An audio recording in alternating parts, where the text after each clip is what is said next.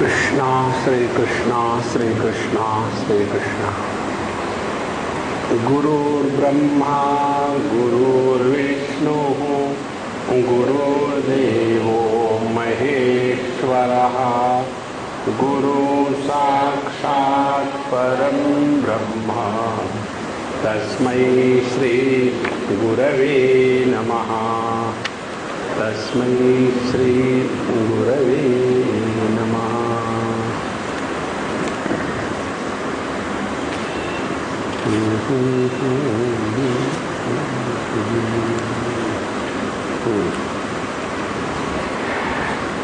ते ध्यानयोगानुगता अपश्यन् देवात्मशक्तिं स्वगुणैर्निगूढां यः कारणानि निखिलानि तानि कालात्मयुक्तान्यतिष्ठत्येकः।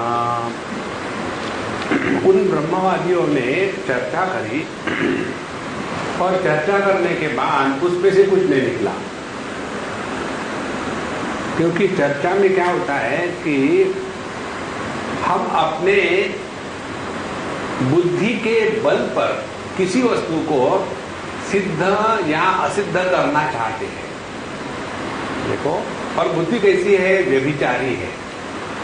कैसी व्यभिचारी है? जिसके साथ हो गई उसकी बन गई और हमेशा थोड़ी रहेगी उसके साथ। इसीलिए यह जो बुद्धि है ये कभी कहेगी कि माया जगत का कारण है, कभी कहेगी काल है, कभी कहेगी नियति है। इस प्रकार से अनेक प्रकार का चिंतन होते होते उन्होंने कहा कि अब बकवास बंद करो, फिर अब अपने आप में ढूंढो कि दुनिया कहाँ से निर्माण हुई, कौन है इस जगत का कारण। ते ध्यानुगतानुयोगात् अपश्यन्। फिर उन्होंने ऐसा चिंतन किया और चिंतन करते करते उन्होंने क्या कहा, क्या किया? स्वगुणैः प्रकृति कार्यभूतैः निगूढ़ां मायां देवात्मशक्तिं अपश्यन्। उन्होंने इस प्रश्न को क्लियर समझ लिया कि इस जगत का कारण परब्रह्म परमात्मा तो हो नहीं सकता, क्योंकि वो एकमेव अद्वितीय है। जगत माने अनेकता, तो कैसे होगा?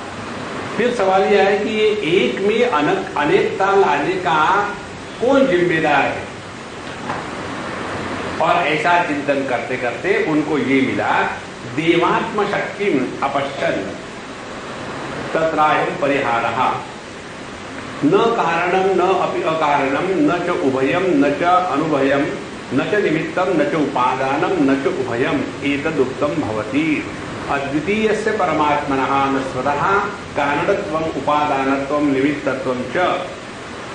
जो परब्रह्म परमात्मा शुद्ध निरुपाधिक है उसमें तो जगत नाम की वस्तु है ही नहीं। जब जगत नाम की वस्तु है ही नहीं तो ये जगत निर्माण कहां से हुआ, किसने किया? ये तो प्रश्न ही गलत है। फिर भी हम सभी के सभी इस जगत का अनुभव करते हैं, तो क्या कारण हो सकता है कि जगत हमको दिखता है? तो दो दृष्टियां हो गई। एक, शुद्ध परब्रह्म परमात्मा के दृष्टि से, शुद्ध पानी के दृष्टि से, ना तो समुद्र है ना तो लहरें। देखो, पूरी जो साधना है ना वो यही साधना है, कार्य से हटकर के कारण में स्थित हो जाना। जब तक हम कार्य में रहेंगे, भटकते रहेंगे, तब तक के कंपटीशन होगी, अच्छा बुरा होगा, सब चलता रहेगा। इसीलिए कार्य से हटकर के कारण में आना, और जब कारण में पहुंच जाएंगे तब पता चलेगा कि ये तो कारण है ही नहीं। कारण क्या है कि कार्य नहीं है।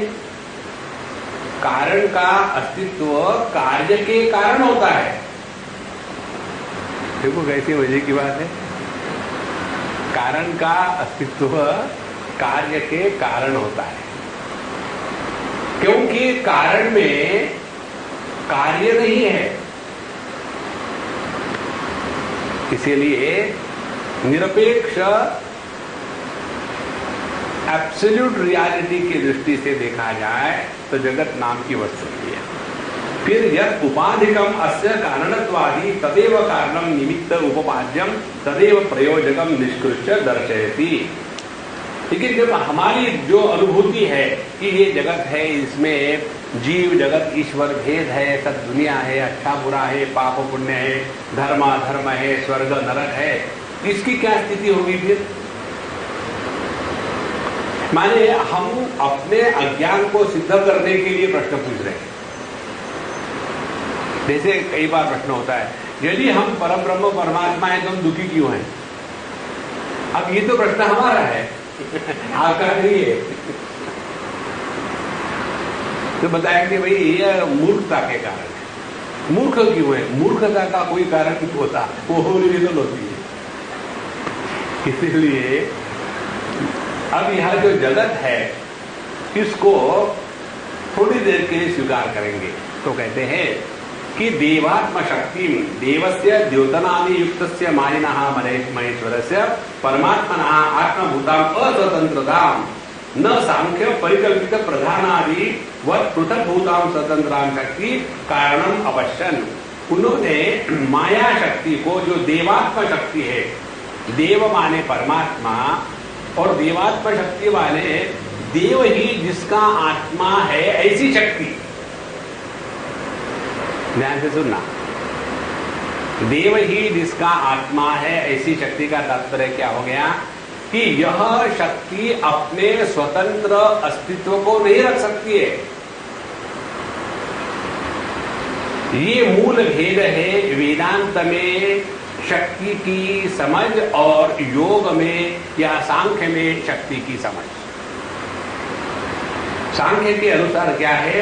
न सांख्य परिकल्पित प्रधानाधिवत पृथक भूता स्वतंत्र। सांख्य में या योग में कहते हैं यह जो प्रकृति है यह स्वतंत्र है, इसका परमात्मा से कुछ लेना देना नहीं है। तो क्या हो जाएगा? दो स्वतंत्र हो जाएंगे। प्रकृति स्वतंत्र है, परमात्मा स्वतंत्र है, और ये दोनों स्वतंत्र से निर्माण किया हुआ जगत वो भी स्वतंत्र है। तो बंधन में है कौन फिर? इसीलिए ये जो मूल गलती है उसी के कारण योग और सांख्य और धर्म इत्यादि में पूरी साधना की प्रक्रिया गलत हो जाती है। ये बात आगे और आएगी, जैसा जैसा विस्तार से जाएंगे। इस उपनिषद में इन बातों को बड़ा स्पष्ट लाया है। तो कहते हैं कि यह देवात्म शक्ति अपश्यन, उन्होंने इस परमात्मा की जो आत्मभूता शक्ति है उसको समझ लिया कि यह परमात्मा की जो माया शक्ति है यही इस जगत का कारण है। अब इसको एक उदाहरण से समझते हैं। ये बड़ा विचित्र है सब, इसीलिए इसको माया कहते हैं। पानी में समुद्र के रूप में रहने की जो शक्ति है, उस शक्ति के कारण पानी का समुद्र होता है, पत्थरों का नहीं होता। पत्थरों का पहाड़ होता है, समुद्र नहीं होता। अब दूसरी बात, यह जो पानी है इसमें पानी के सिवा दूसरा कुछ नहीं है। हाँ जी, फिर अब ये पानी की जो शक्ति है समुद्र के रूप में अभिव्यक्त होने की, ये शक्ति का प्रभाव किस पर होगा? पानी पर, क्योंकि दूसरा कुछ है ही नहीं वहां। लेकिन क्योंकि ये पानी की ही शक्ति है इसीलिए इस पर, पानी पर इसका प्रभाव नहीं होगा। देखो, दाहिका शक्ति अग्नि की है, क्योंकि ये अग्नि की है इसीलिए दाहिका शक्ति अग्नि को नहीं जलाती। उसी प्रकार से यह पानी की जो शक्ति है समुद्र के रूप में अभिव्यक्त होने की, यह शक्ति का प्रभाव किस पर होगा? पानी पर, क्योंकि पानी के सिवा दूसरा कुछ है नहीं। लेकिन क्योंकि ये पानी की शक्ति है इसीलिए इसका प्रभाव पानी पर नहीं होगा। अरे क्यों कंफ्यूज करा रहे बाबा, यही तो मजा है। अब क्या हो गया, समुद्र होगा क्योंकि पानी की शक्ति प्रकट हो गई, लेकिन उस शक्ति के द्वारा पानी प्रभावित नहीं होता, इसीलिए पानी समुद्र में डूबता नहीं। आ गया ना मजा, सब कुछ डूबता है, पानी कभी नहीं डूबता समुद्र। और आगे चले, अब ये जो समुद्र के रूप में पानी अभिव्यक्त हुआ, फिर वहां इस पानी की ही दूसरी शक्ति अब प्रकट हो रही है। कौन सी शक्ति है कि अब यह समुद्र लहरों के रूप में प्रकट हुआ। अब यह जो शक्ति है पानी की जो समुद्र में अभिव्यक्त होती है, समुद्र में समुद्र के सिवा कुछ ना होने के कारण इसका प्रभाव समुद्र पर ही होगा, और इस शक्ति का प्रभाव समुद्र पर होने के कारण समुद्र में लहरें बनी। देखो, लेकिन क्योंकि ये शक्ति पानी की ही है इसीलिए ये लहरों का प्रभाव समुद्र पर नहीं होता। देखो, इसीलिए लहरों के दृष्टि से देखेंगे तो व्यष्टि है, एक दूसरे के साथ कंपैरिजन है, कंपटीशन है। लहर और समुद्र देखेंगे तो लहर का समुद्र के प्रति समर्पण है, कंपटीशन नहीं है। और पानी के दृष्टि से देखें तो ना तो समुद्र कारण है ना तो लहर कार्य है। ये तीन चार दृष्टियों को ठीक करना, इसी को वेदांत की प्रक्रिया बताते हैं। इसीलिए जो परब्रह्म परमात्मा है, एकमेवाद्वितीय जो पानी है, उसके दृष्टि से समुद्र, लहरें, टूटना, बनना ये कुछ है ही नहीं। लेकिन हमको तो दिखती है ना। अच्छा, फिर हम आपको समझाएंगे। तो हमको क्या समझाएंगे? जो हमको दिख रहा है उसकी स्थिति क्या है। इसी प्रकार से जो जगत हमको दिखता है उसकी स्थिति क्या है, तो कहते हैं कि यह जो परमात्मा की शक्ति है ना, लेकिन ये शक्ति परमात्मा से भिन्न नहीं है, अभिन्न है। और ऐसी जो शक्ति है, इस शक्ति ने जगत का निर्माण किया। जैसे पानी की शक्ति ने समुद्र का निर्माण किया, और पानी की समुद्र में जो व्यक्त शक्ति है उसने लहरों का निर्माण किया। तो कहने के लिए तो हम कह रहे हैं समुद्र और लहर, लेकिन किसकी बात हो रही है? बात हो रही है पानी की ही। इसीलिए तो कहते चुल्ली पर पानी के मर जाओ, क्योंकि जब कुछ है ही नहीं तो करोगे क्या। और इसके लिए यहाँ का एक उदाहरण देते हैं, मायाम तु प्रकृतिम विद्यात् मायिनम तु महेश्वरम। इसीलिए यह जो माया है, परमात्मा की जो शक्ति है, यह जिसने अपने अंदर कंट्रोल में रखी है वो महेश्वर। मायिन, माई माने जो माया के आधार के रूप में है, लेकिन माया के प्रभाव में नहीं आता, वो माई है। जैसे अग्नि की दाहिका शक्ति अग्नि में ही रहती है, लेकिन अग्नि की दाहिका शक्ति अग्नि को नहीं जलाती। इसीलिए परमात्मा के दृष्टि से यह जीव जगत ईश्वर, इसका कोई अस्तित्व नहीं है। तथा बाह्ये ईशा चतुर्विंशति भेद भिन्ना माया प्रकृति पराम प्रकृति ही तत्समुत्थान तथा मया दत्तेन प्रकृति सूयते सचराचरम। इसीलिए बाकी स्थानों में गीता में इत्यादि कहा है कि यह चतुर्विंशति भेद भिन्ना माया, ये जो 24 तत्वों वाली माया है, यह परमात्मा से ही प्रकट हुई है और उससे ये अलग नहीं रह सकती। जैसे अग्नि की दाहिका शक्ति अग्नि से अन्य होकर के नहीं रह सकती। इस चीज को एक बार समझ लो महाराज। और ये जो शक्ति जब तक के कार्य के रूप में प्रकट नहीं होती, तब तक के इसकी उपलब्धि नहीं होती। शक्ति की उपलब्धि केवल कार्यानुमेया, कार्य के द्वारा ही शक्ति का अनुमान किया जाता है। देखो बिजली है कि नहीं जरा मालूम नहीं, क्या करना है देख लो ना, मैं देख तो रहा हूं कि दिख नहीं रही है, फिर क्या करें, उंगली डाल के देखो, फिर उसका कार्य नजर आएगा। जब कार्य नजर आएगा, हाँ बिजली है। देखो इसीलिए यह जो परमात्मा की माया शक्ति है, यह अव्यक्त जब रहती है तब परमात्मा स्वरूप है, और व्यक्त जब होती है तो परमात्मा को ही जगत के रूप में प्रकट कराती है।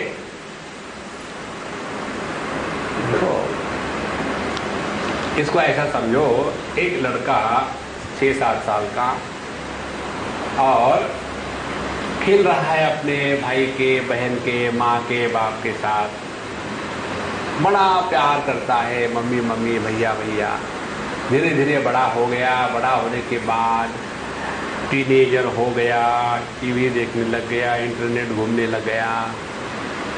उसके बाद स्वामी जी पता नहीं आजकल हमारे डब्बू को क्या हो गया है, पहले तो आकर के हमसे बात करता था, खेलता था, आजकल बात ही नहीं करता, कहाँ जाता है भगवान जाने।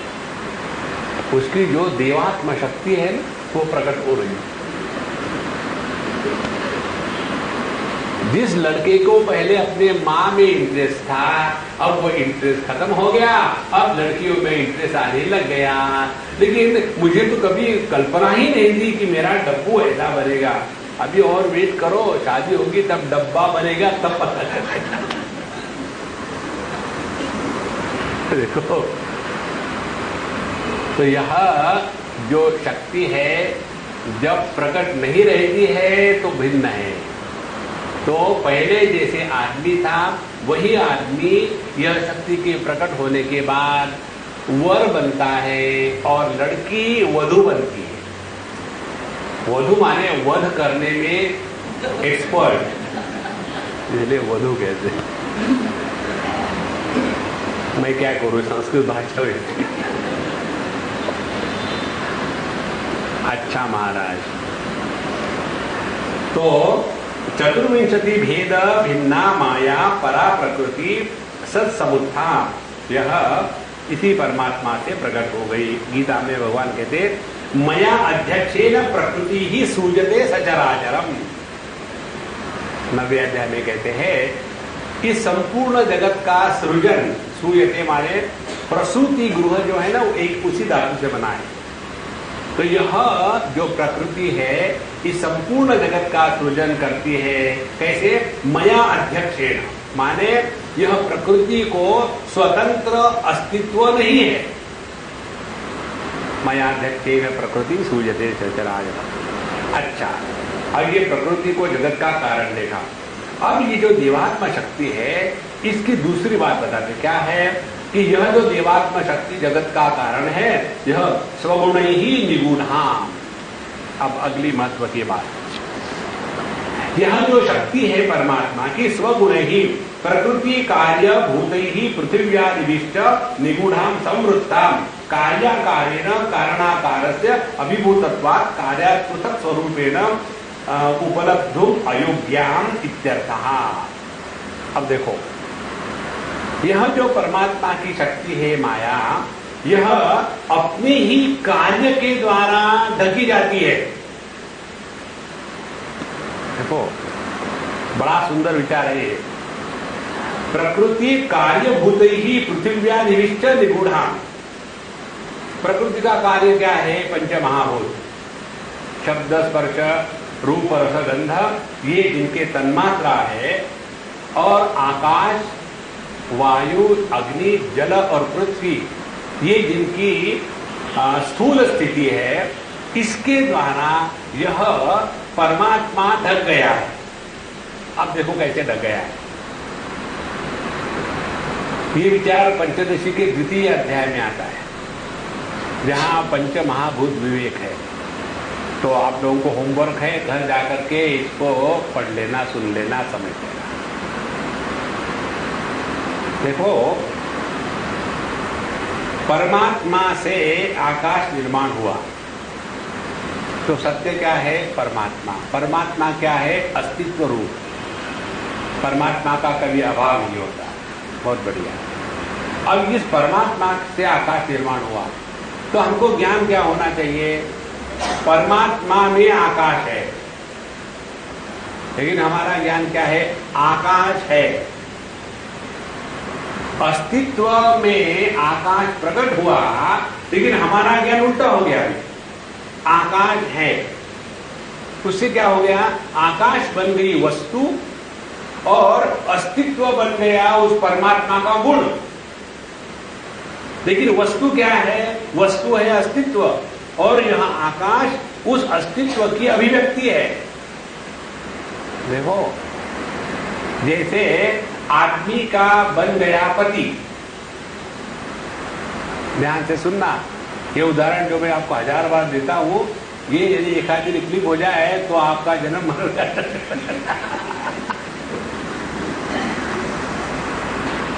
बहुत सिंपल है ये, एक आध बार क्लिक होना चाहिए। आप देखो, आदमी है अस्तित्व, प्रकृति माने पत्नी। पत्नी के माध्यम से अभिव्यक्त होने के कारण आदमी पर पति चढ़ा। देखो, फिर उसके बाद क्या हो गया? उसके बाद ये हो गया कि मैं आदमी हूं ये भूल गया और दुखी होकर रहने लग गया। आदमी था आनंद स्वरूप, परम ब्रह्म परमात्मा स्वरूप। पति है दुखी, और यह दुखी स्वभाव इतना प्रकट हो जाता है कि उसके पीछे आनंद है ये भूल गए। तो इसी को कहते हैं स्वगुणैहि निगूढ़ाम। जो कार्य के पीछे छिप जाती है, क्योंकि कारण बड़े प्रकट जोर से प्रकट होता है। अब देखो दूसरा उदाहरण, कल हम किसी का खाने गए थे, उस समय हम बात कर रहे थे कि हमने कहा देखो प्रभु, जब ये आपकी कन्या छोटी थी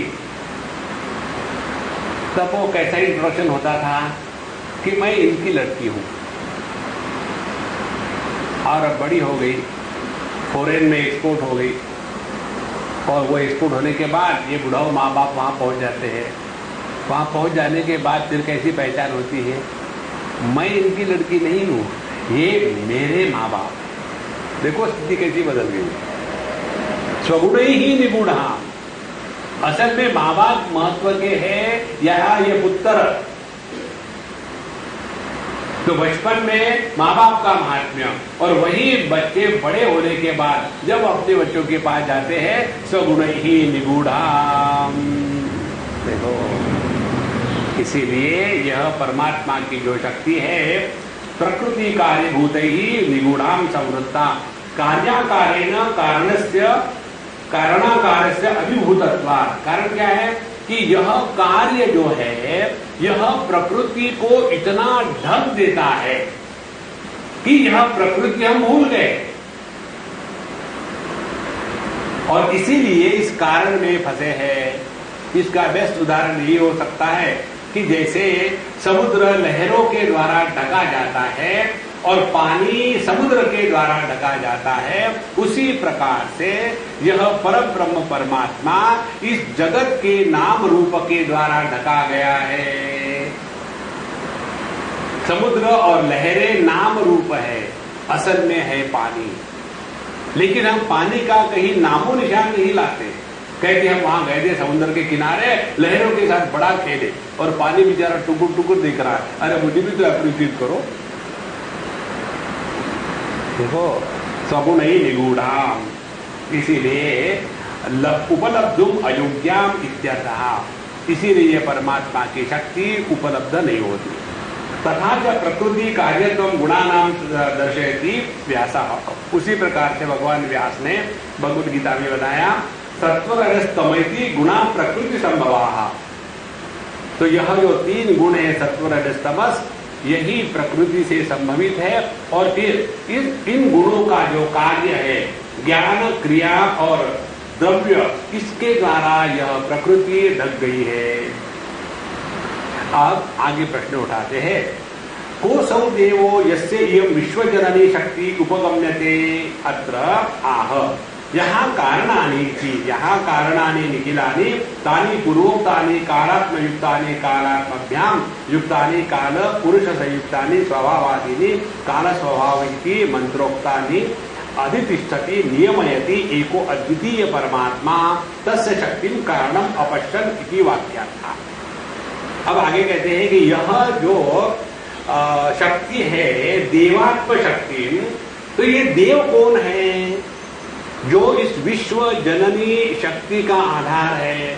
तो कहते हैं विश्व जननी शक्ति उपगम्यत, उन्होंने इस शक्ति को जब समझ लिया तब कहते हैं ये कौन है? यह निखिलानि कारणानि, जो पहले जितने कारण बताए थे कि काल स्वभाव नियति यदृच्छा इत्यादि जो जगत के कारण की कल्पना करी गई थी, उन सबका जो आधार है वह एक ही परब्रह्म परमात्मा जो अद्वितीय है, उसकी यह शक्ति है। इस प्रकार से उन्होंने इस शक्ति का परमात्मा के ऊपर अवलंबन है, इस प्रकार से इस शक्ति को देखा। यह मूल भेद है सांख्य की समझ में और वेदांत की समझ में। इसीलिए सांख्य और योग में प्रकृति का महात्म्य ज्यादा है। उसमें प्रकृति है तो विकृति होगी, विकृति होगी तो उसको मिटाने के लिए अभ्यास करना पड़ेगा। और इसीलिए वहां की साधना क्या है? अभ्यास वैराग्याभ्याम निरोधा। अभ्यास के द्वारा वैराग्य का प्रयत्न करके फिर आपको आपके चित्त वृत्तियों पर निरोध होगा। वेदांत कहता है चित्त वृत्ति के निरोध में परेशान क्यों हो रहे हो? आंखों से दिखता है तो ये अच्छी बात है कि बुरी बात है? कानों से सुनने को आता है, अच्छी है कि बुरी बात है? उसी प्रकार से मन में यदि वृत्तियां आती है तो कोई फर्क नहीं, अच्छी बात है, डरो क्यों? देखो, लेकिन हम कहते हैं कि नहीं, ये जो वृत्तियां 5 प्रकार की होती है उससे फिर क्लेश निर्माण होते हैं, अस्मिता अविद्या अस्मिता राग द्वेष अभिनिवेश, और इन क्लेशों के कारण फिर सुख दुख का निर्माण होता है, फिर अगला जन्म इत्यादि होता है। इसीलिए इन चित्त वृत्तियों का निरोध करो। यहाँ कहते हैं इसके निरोध के चक्कर में पड़ने के स्थान पर ये देखो कि चित्त वृत्तियां किसकी है।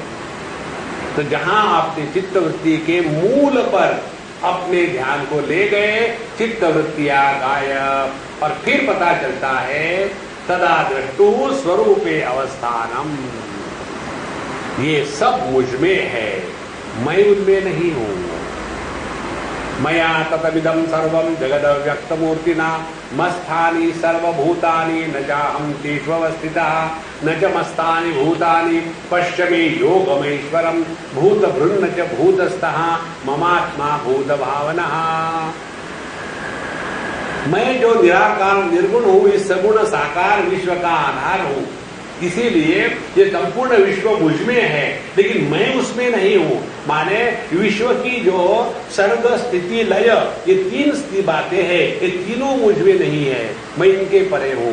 लेकिन आप मुझे पूछो अपने दृष्टि से, ना तो वो मुझ में है ना तो मैं उनमें। यही मेरा योग है, यही मेरा ऐश्वर्य है। अनेकता में प्रकट होने के बाद भी मुझ में अनेकता का दोष नहीं आता। इसीलिए इस प्रकार से उन्होंने इस एकमेवा द्वितीय परमात्मा को उसके शक्ति के साथ पहचान लिया कि जब यह निरुपाधिक परब्रह्म परमात्मा अपनी ही शक्ति को जागृत करा करके इस जगत के कारण के रूप में प्रकट होता है, तब यह शक्ति इस जगत को निर्माण करती है। देखो,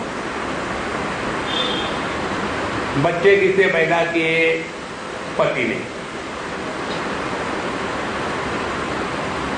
और पति कहां से आया? आदमी से।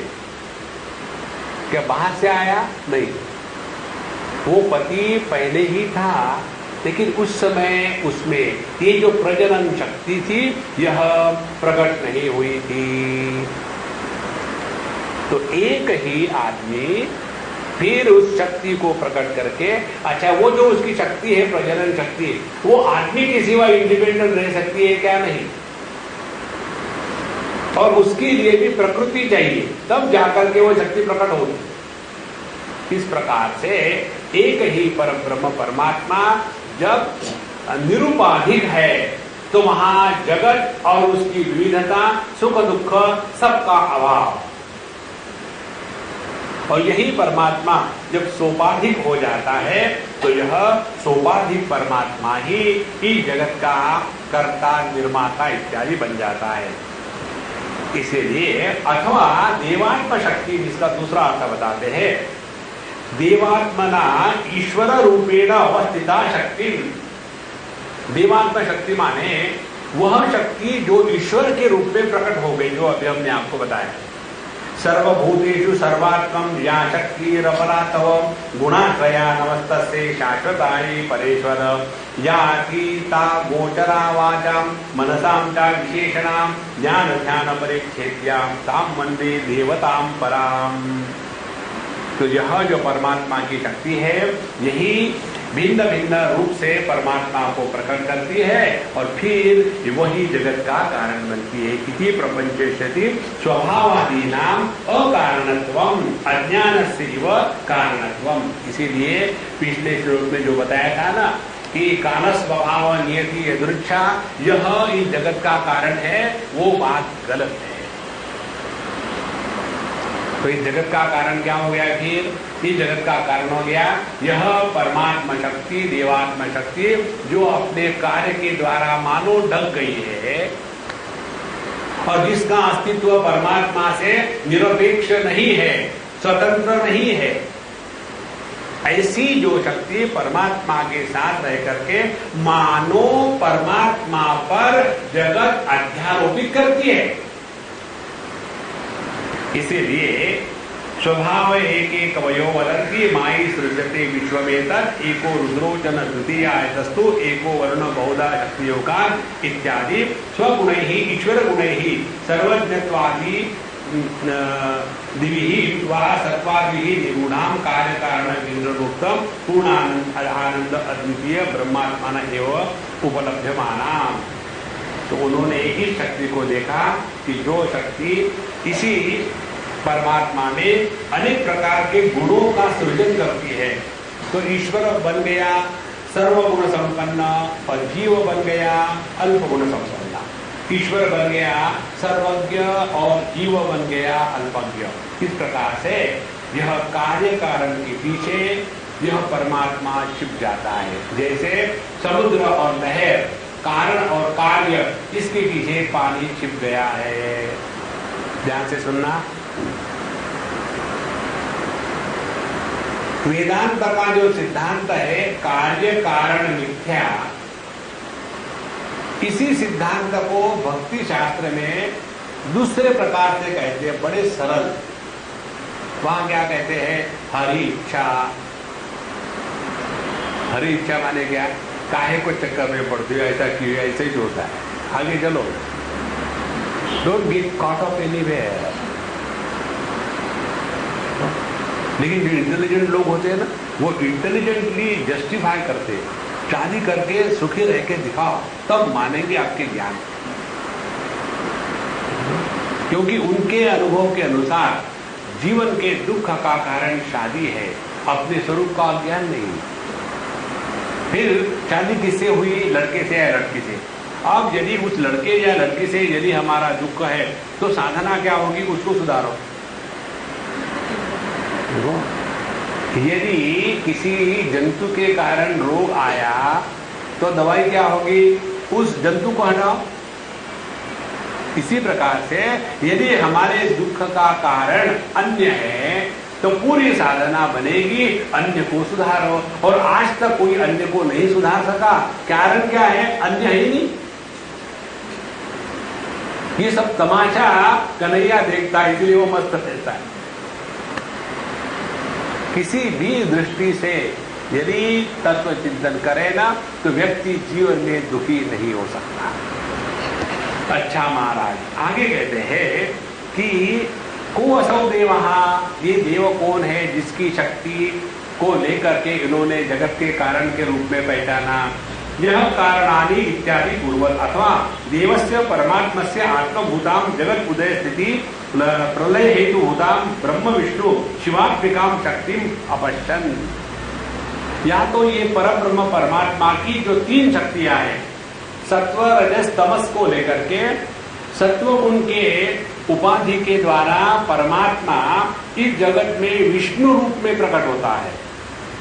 रजोगुण की उपाधि लेकर के यही परब्रह्म परमात्मा इस जगत में ब्रह्मा जी के रूप में प्रकट होता है, और तमोगुण की उपाधि लेकर के यही परब्रह्म परमात्मा महादेव के रूप में प्रकट होता है। इसीलिए एक ही आदमी पत्नी के संदर्भ में पति, बाप के संदर्भ में पुत्र और पुत्र के संदर्भ में बाप जैसा बनता है, वैसे एक ही परब्रह्म परमात्मा इन तीन गुणों का औपाधिक स्वीकार करके ब्रह्मा विष्णु महेश इस रूप में प्रकट होता है, और फिर पूरी दुनिया ये ब्रह्मा विष्णु महेश इन्हीं के पीछे लगी है और उनका जो एक आधार है उसको भूल गई।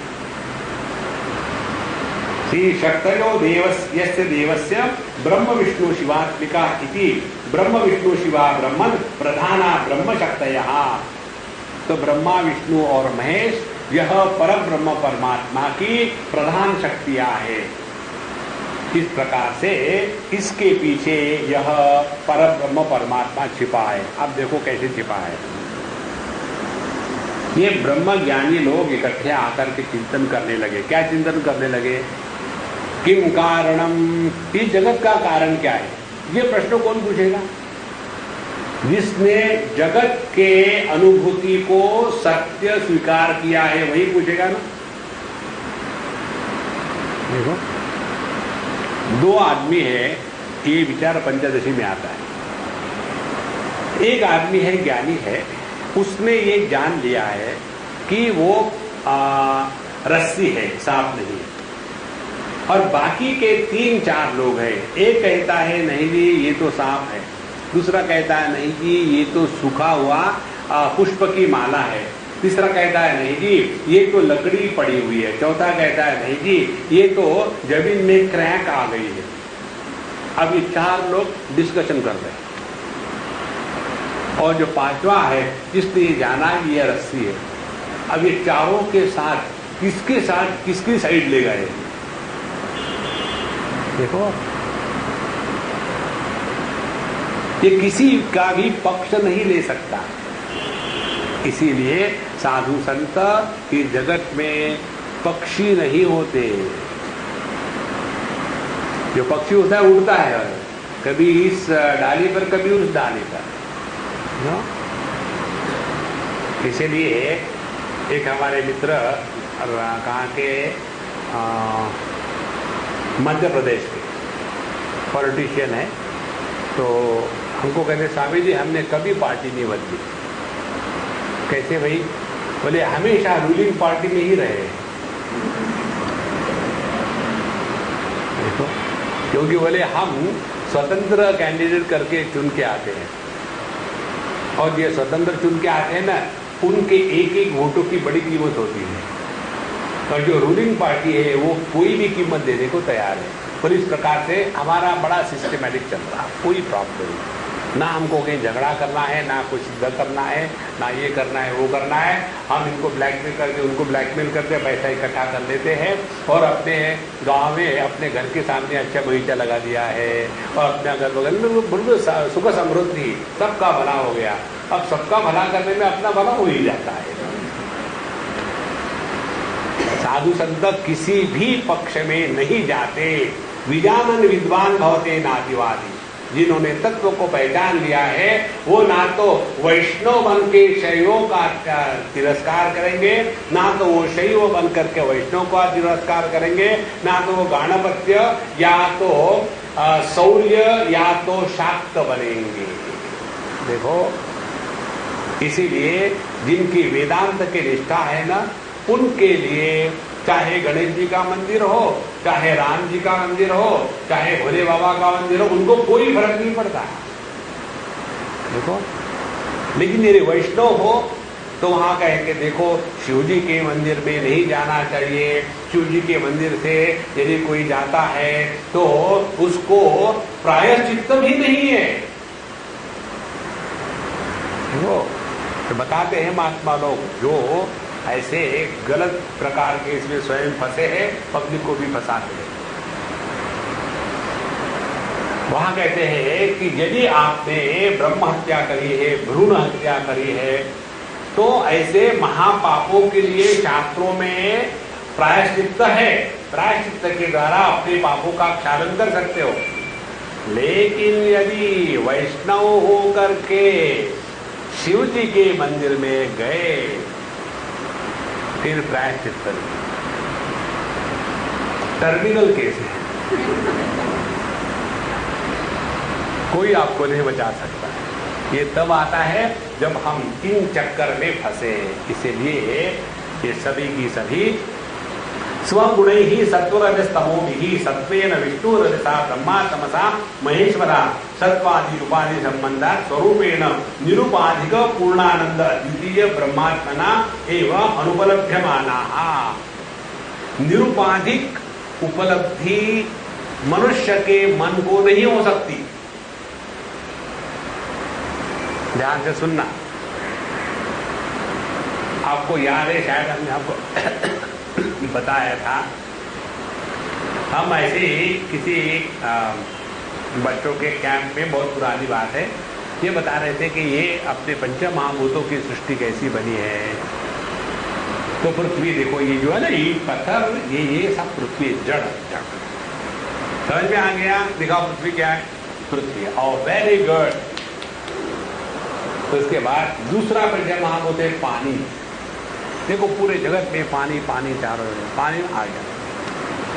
तीसरा महाभूत है अग्नि। अग्नि भी बता। वायु,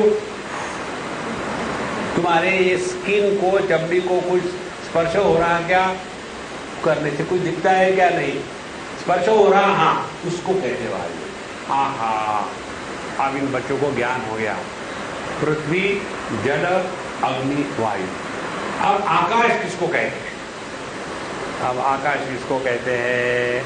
तो मैंने कहा देखो, ये तुम देख रहे हो क्या, क्या ये दिल का आकार है ना? हाँ स्वामी जी, दिल का आकार। इसके बीच में जो है ना, उसको आकाश कहते हैं। हो गया। घर गए, उनके यहाँ थे हम, उस बच्चे के यहाँ, और उसकी माँ खाना बना रही थी, और खाने के लिए बैठे हम लोग। हाँ, क्या क्या सीखा तुमने स्वामी जी के कैंप में? स्वामी जी, मम्मी हमने सीखा पंच महाभूत। अरे बाप, इतना बड़ा? हाँ बिल्कुल, वो छोटे मोटे नहीं, पंच महाभूत क्या है बताओ। अब मम्मी को तो अपने बच्चे की बेवकूफ़ी पे खुशी होती है। तो बोले देखो, पृथ्वी होती है, जल होता है, अग्नि होती है, वायु होती है। जैसा मैंने बताया वैसा उसे डेमोन्स्ट्रेशन किया। अब आया आकाश तक। तो आकाश, आकाश, आकाश कहाँ है? स्वामी जी ऐसा करो ना। इतना मुझे मजा आया उस समय कि देखो, माने स्वामी जी के उंगलियों के बीच में है वहां आकाश है, और बाकी उंगलियों के बीच में ये क्या बता सकते। इसीलिए हम अपने मन के द्वारा निरुपाधिक तत्व को ग्रहण नहीं कर सकते। तो हमारा मन उपाधि है, उपाधि के द्वारा उपाधि को ही ग्रहण किया जाएगा। तो मन के द्वारा ग्रहण कैसा होगा? शब्द स्पर्श रूप रस गंध। जिसमें शब्द स्पर्श रूप रस गंध नहीं है, उसका ग्रहण मन के माध्यम से नहीं हो सकता। इसीलिए यह जो परमात्मा की शक्ति अपने ही कार्य या गुणों के द्वारा एकदम ढक गई है, इसीलिए उपलब्ध नहीं होती। परस्यैव ब्रह्मणा सृष्ट्यादि कार्य कुर्वन्तः अवस्था भेदमाश्रित्य शक्ति भेद व्यवहारः न पुनः तत्व भेदमाश्रित्य तथा च उत्तम। तो यह जो परब्रह्म रजोगुण की उपाधि लेकर के ब्रह्मा जी निर्माण करता बनता है, सत्व की उपाधि लेकर के जगत का नियंता और जगत के पालन करता बनता है, वह परब्रह्म परमात्मा की है जो शक्ति है, ये स्वतंत्र नहीं, इसी परमात्मा पर अवलंबित है। इस प्रकार से उन्होंने इस परमात्मा को, शक्ति युक्त परमात्मा को, माने सगुण परमात्मा को इस जगत के कारण के रूप में ग्रहण किया। क्या हो गया? इसीलिए क्या क्या बातें होगी? परब्रह्म परमात्मा एक, परमात्मा की शक्ति जो स्वतंत्र नहीं है दो, यह परमात्मा की अस्वतंत्र शक्ति को इन्वोक करने के बाद वही परमात्मा ईश्वर कहलाता है। और यह ईश्वर की अभिव्यक्ति फिर 3 प्रकार से होती है, ब्रह्मा विष्णु महेश, रजस सत्व और तमोगुण के उपाधि को धारण करके। इस प्रकार से औपाधिक दृष्टया ही जगत की स्थिति लय और जगत के प्रश्न बनते हैं। निरुपाधिक दृष्टि से देखो, सब सिनेमा खल्लास। देखो, जिसने रस्सी को रस्सी के रूप में पहचाना है, वो काहे को डिस्कशन करेगा किसके साथ? बाकी के बड़े आर्ग्यूमेंट करेंगे। देखो, ये तो सांप ही हो सकता है, मैं अपने आंखों से देख रहा हूं। दूसरा कह रहे क्या कान से देख रहा हूं क्या? ये तो पुष्प की माला है। अब ये इस प्रकार से मूर्ख लोग जब झगड़ा करेंगे तो समझदार लोग क्या करेंगे? चुप रहेंगे। रस्सी देखने वाला एक था और ये उसकी जो भ्रांति है, देखने वाले 4 थे। माने क्या? जहां जहां मेजॉरिटी होती है वहां मूर्ख होते हैं। इसीलिए it is a folly to be wise among the fools. एक बार मुझे ये किसी ने पूछा था कि स्वामी जी आप हमारी संस्था में आ जाओ, बहुत जरूरी है आपके जैसे लोगों की, तभी जाकर के देश का भला होगा, धर्म की रक्षा होगी। तो हमने उनको यही कहा था, हमने कहा it is a folly to be wise among the fools. ये दुनिया ऐसी ही चलेगी, अपने आप को परेशान मत करना। ये कोई भी चीज नई नहीं हुई है। आजकल का ये जो टेररिज्म का ट्रेलर चल रहा है इधर उधर में ना, उसको लेकर के इतना परेशान होते हैं। ये कब नहीं हुआ था? रावण आकर के सभी ऋषि मुनियों के जो यज्ञ थे उसको नष्ट करता था। उसके बाद जब त्रेता युग आया उसमें ये हुआ। सत्य युग में हिरण्यकश्यप कहता था कि मुझे ही भगवान कहो। हिरण्यकश्यप का तात्पर्य है जो सोने के पलंग पर सोता था, उसको कहते हैं हिरण्यकश्यप। और फिर द्वापर में आया और द्वापर में तो बस मदर थे त्यक्त जीविता। दुर्योधन की एक ही बात थी कि सबके सब मेरे लिए जी रहे। और अभी कलियुग आया, हम सब है ही इसमें, नई बात कौन सी है? इसीलिए इस जगत को लेकर के अपने आप को डिस्टर्ब करना बकवास है। इसीलिए साधु संत इस चक्कर में कभी नहीं पड़ते। तो उस दिन कहाँ की बात है, मुझे किसी ने, स्वामी जी अपने बच्चों पर संस्कार करने के लिए आप कुछ हमको बताइए, हम कुछ करना चाहते हैं। हमने कहा भाई मैं करूँगा सबके संस्कार, लेकिन किसके करना ये निर्णय मैं लूंगा। मैंने किसके? आप निर्णय लीजिए। हमने कहा आवश्यकता किसी की है तो बुढ़ाओं को ठीक करने की। आज पूरे जगत की जो भयानक स्थिति है वो बच्चों ने थोड़ी निर्माण करी है। बच्चे तो बड़े प्यारे हैं, लेकिन सभी के सभी बुढ़ाऊ क्या करते? बच्चों को सुधारो मानोगे बिगाड़ो, और कुछ नहीं। जो अच्छे हैं उनको सुधारना मानेगा, उनको बिगाड़ना, और कुछ। इसीलिए इससे मन को हटा करके तत्व चिंतन में लगाना है। प्रथम ईश्वरात्मना मायी रूपेण अवतिष्ठते ब्रह्म। तो सबसे पहले परम ब्रह्म परमात्मा इस माया की उपाधि लेकर के मायी रूप से, ईश्वर रूप से रहता है। फिर स पुनः मूर्ति रूपेण त्रिधा व्यवतिष्ठते। फिर यही ईश्वर 3 रूप से, ब्रह्मा विष्णु रूप से, यह 3 भाग में बंटता है।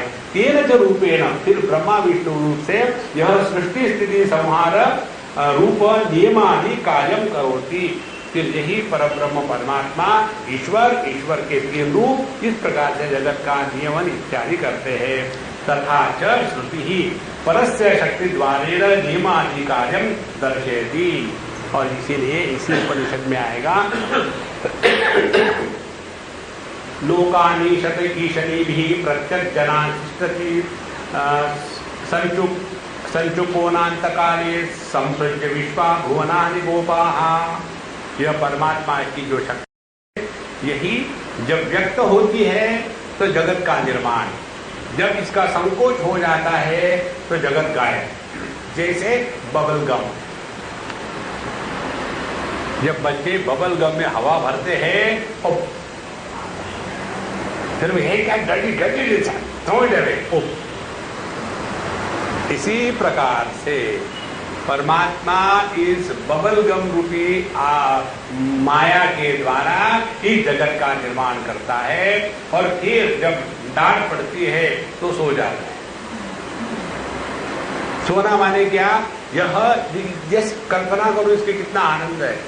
अपने में से जैसे मन प्रकट हुआ, मन का देह के साथ तादात्म्य, देह के मन के माध्यम से इंद्रियों के द्वारा अभिव्यक्ति, नाम रूप का संसार खड़ा हो गया, नाम रूप को सत्य मानने लग गए। इस जगत का कारण क्या है ये कब पूछेंगे, जब जगे है तब। और थक गए तो फिर धीरे धीरे इंद्रियों विषयों का त्याग, इंद्रियों का त्याग, मन का त्याग आकर के एकदम ओंकार की ध्वनि शुरू हो जाती है, खर्र खर्र खर्र। किसी को कहते हैं मांडूक के ऊपर, देखो शुरू हो गया। तब बाहर कहाँ ढूंढेंगे, किसको ढूंढेंगे? इसीलिए ते ध्यान उपगतान पश्यन्, हमने आपको कितनी बार बताया, असली साधना है अपने अनुभूतियों को विश्लेषण करके पहचानना क्या हो रहा है। आप जितने सावधान रहोगे ना उतने दुख से निवृत्त हो जाओगे। असावधानी के कारण ही दुख होता है। जैसे आपको किसी कारण से दुख हो गया तो हम दुखी होकर के गोली खाते हैं। और गोली खाने के लिए गोली को मारो, गोली चिंतन करो कि मैं दुखी हुआ, कौन मैं दुखी हुआ, पति। फिर चिंतन करो, पति किसको कहते हैं, जो दुखी होता है। तो इसमें नहीं क्या बात है, सभी पति दुखी होते हैं। जो सबके लिए होती वो समस्या नहीं होती, वो सिद्धांत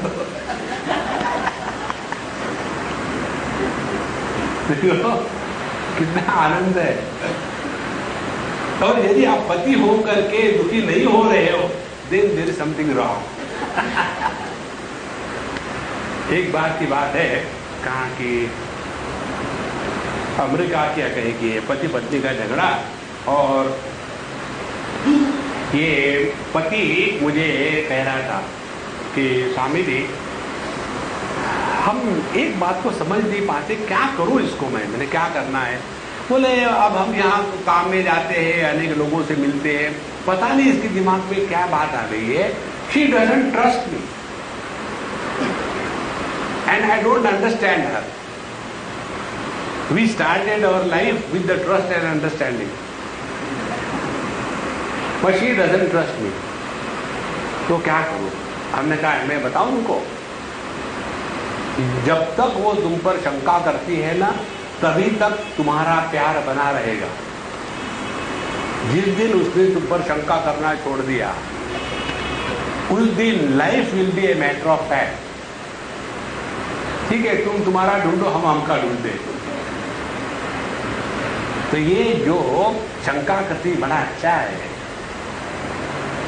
तो स्वामी जी अच्छा जी बहुत अच्छा है, अच्छा जी बहुत अच्छा है।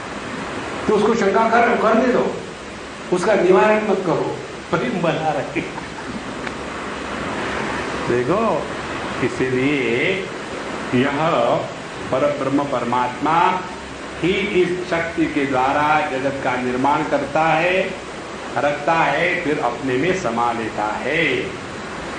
अथवा देवात्म शक्ति इति देवश्च आत्माश्च शक्तिश्च यस्य परस्य ब्रह्मणः अवस्था भेदाः तां प्रकृति पुरुष ईश्वराणां सर्वभूतां ब्रह्म रूपेण अवस्थितां परशक्तिं कारणम अपश्यत इति। या तो ऐसा कहो, देवात्म शक्ति का तीसरा अर्थ बताते हैं।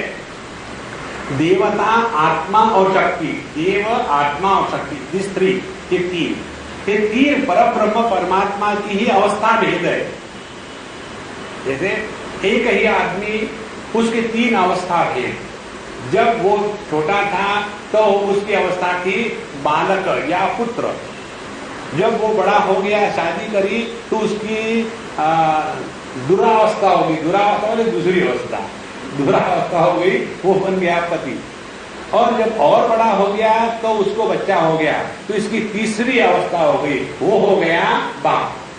तो एक ही व्यक्ति भिन्न अवस्थाओं में भिन्न रूप से कहा जाता है। उसी प्रकार से इस परमात्मा की ये तीन अवस्था त्रय भेद है, जिसमें प्रकृति, पुरुष और ईश्वर रूप में एक ही परब्रह्म परमात्मा प्रकट हो रहा है।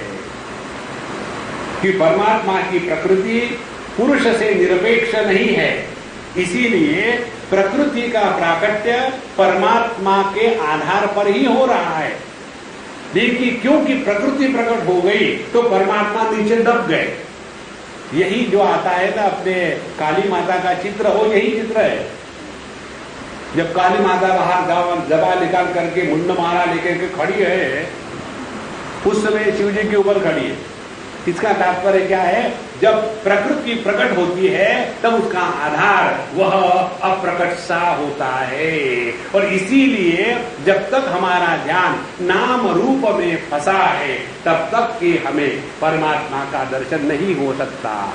जब तक कि हमारा ध्यान पंच महाभूत और यह जो जीव है, पंचकोश है, इसमें फंसा है, तब तक कि अपने स्वरूप का ध्यान नहीं होता। क्योंकि यह कार्य के द्वारा कारण ढका हुआ है। तो यह जो परमात्मा की यह तीन अवस्था भेद है, जिसमें जीव भोक्ता है, प्रकृति भोग्य है और इन सब का नियंत्रण करने वाला अंतर्यामी ईश्वर, इस प्रकार से एक ही परमात्मा तीन रूप से प्रकट हो रहा है।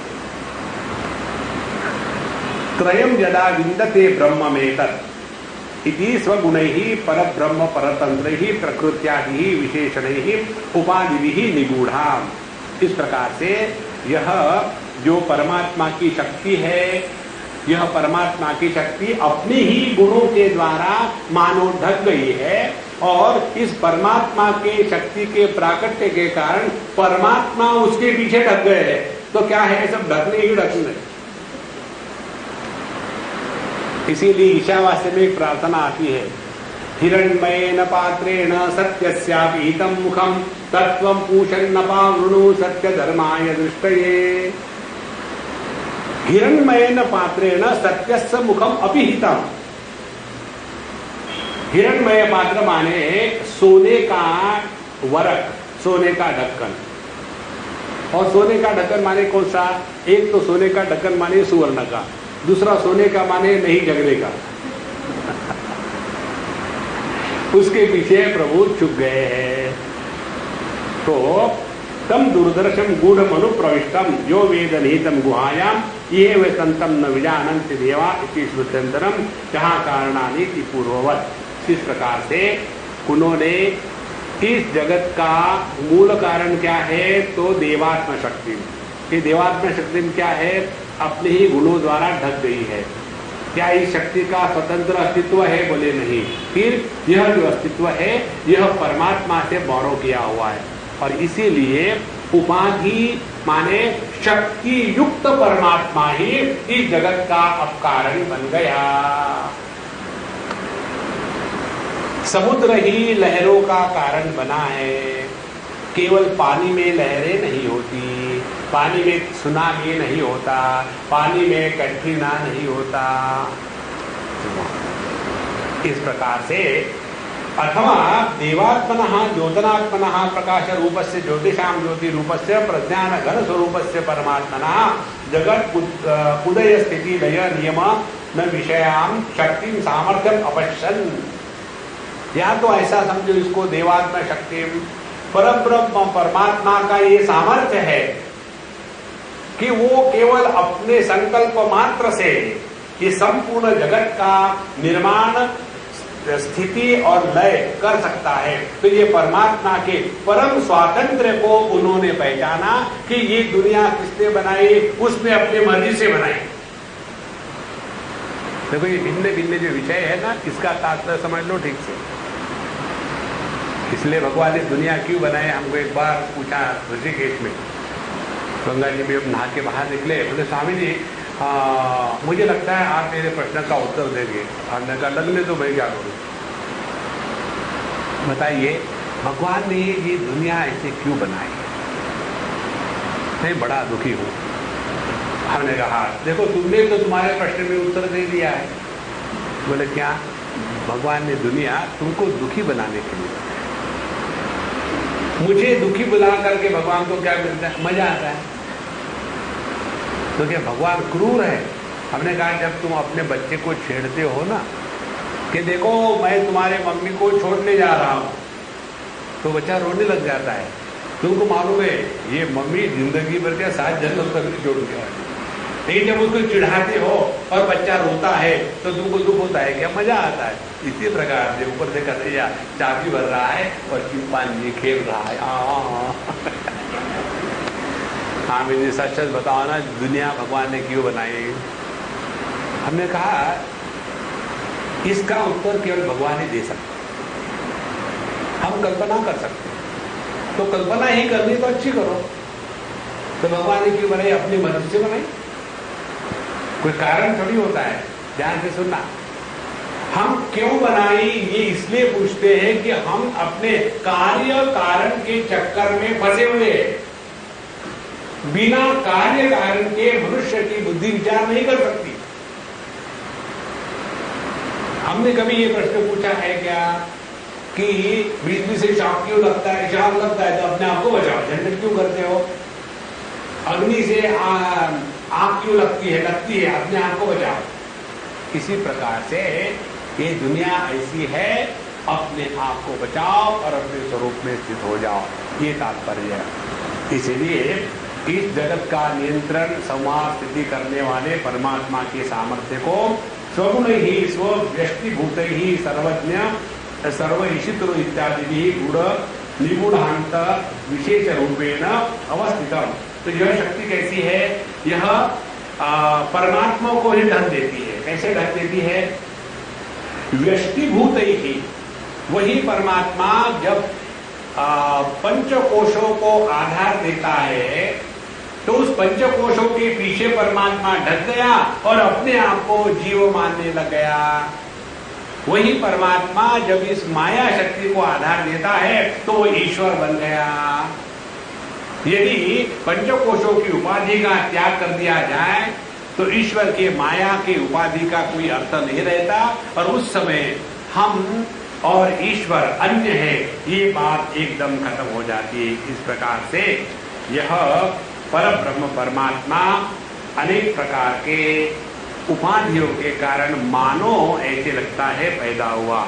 न तस्य कार्यम करणम च विद्यते न तत्समश्चाप्यधिकश्च दृश्यते परास्य शक्तिर्विविधैः श्रूयते स्वाभाविकी ज्ञान बल क्रिया च। इसीलिए उस परमात्मा का ना तो कोई देह है, ना कोई इंद्रिय है और ना तो उससे कोई बड़ा है, केवल एकमात्र तत्व है। ये बात भगवान 7वें अध्याय में कहते हैं भगवद गीता के, मत्तः परतरम नान्यत् किंचिदस्ति धनंजय मयि सर्वविदं प्रोतं सूत्रे मणिगणा इव। मत्तः परतरम, मेरा कोई कारण नहीं है। मत्तः अन्य, मेरे जैसा कोई दूसरा नहीं है, माने मेरे से मेरी प्रकृति अन्य नहीं है। और मत्तः किंचित, मेरा कोई कार्य नहीं है, माने जो कार्य कारण के परे है उसी में यह संपूर्ण जगत केवल अनेक रूप से प्रतीत हो रहा है। जैसे होते हैं फूल और धागा, लेकिन हम कहते हैं माला। तो माला नाम की कोई वस्तु नहीं है। इसी प्रकार से एक ही परब्रह्म परमात्मा है, उसमें जीव जगत ईश्वर के 3 फूल पिरो लिए और वहां यह संसार प्रारंभ हो गया।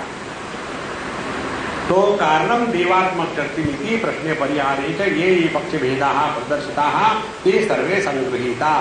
इस प्रकार से इसके द्वारा जितने जितने भी पक्ष भेद थे उन सबको उन्होंने उत्तर दे दिया है। और उसके पश्चात अब इसके अगला जो श्लोक है कि देवात्म शक्ति कारणानि निखिलानि कालात्मना युक्तानि इति अधिष्ठति एकः इति एकस्य अद्वितीयस्य परमात्मनः स्वरूपेण शक्ति रूपेण च निमित्त कारणोपादान कारणत्वं मायित्वेन ईश्वर रूपत्वं देवात्मा सर्वज्ञत्वादि रूपेण सर्वमायित्वेन च सत्य ज्ञान आनंद द्वितीय रूपम च समाधिन श्रुति अर्थाभ्याम अभिहितम। इसलिए यह जो एक परब्रह्म परमात्मा है वही माया की शक्ति को धारण करके उपादान कारण बनता है, वही उसकी ज्ञानात्मिका शक्ति को धारण करके निमित्त कारण बनता है, और वही जड़ की शक्ति को धारण करके जगत बनता है। इसलिए एक ही परमात्मा अनेक उपाधि के कारण अनेक बनता हुआ सा दिखता है। तो इदानीं तमेव सर्वात्मानं दर्शयति कार्य कारणयोः अनन्यत्व प्रतिपादेन। इसीलिए जीव जगत ईश्वर, जगत और जीव ईश्वर के द्वारा निर्मित, तो ईश्वर बन गया कारण और जीव जगत बन गया कार्य। लेकिन जीव जगत ईश्वर कार्य कारण के रूप में केवल एक ही परब्रह्म परमात्मा है, उस पर कार्य कारण अध्यारोपित है। जैसे एक ही पानी पर अनेक प्रकार की भेद अध्यारोपित है, चाहे उसको समुद्र कहो, चाहे महासमुद्र कहो, चाहे नदी कहो, चाहे सरोवर कहो, चाहे डिस्टिल वाटर कहो, चाहे कुछ भी कहो, है केवल पानी ही। इसी प्रकार से एक ही परमात्मा में यह जो अनेक प्रकार की विविधता है, ये सब केवल औपाधिक है, सत्य एक ही है। इसको बताने के लिए अब अगले श्लोक में ये उस परमात्मा का 2 दृष्टांतों के द्वारा प्रतिपादन करेंगे कि कैसे एक ही परमात्मा इस अनेकता का आधार होते हुए भी उसके एकत्व में कहीं खोट नहीं आई। इसको जिसने अपने स्वरूप से पहचान लिया वो जीवन मुक्त हो गया। तो विचारा